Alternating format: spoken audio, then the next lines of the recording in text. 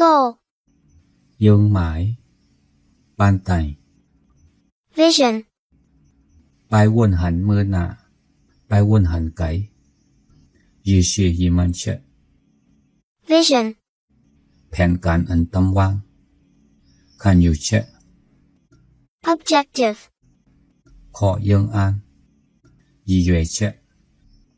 organization หมู่ซุ้มอพวยซี management ลองซัดป๋อง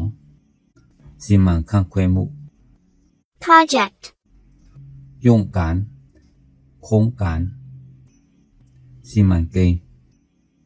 strategy ล็อกลายแผนการมหาปิวหา tactics ล็อกลายเฮ็ดสร้าง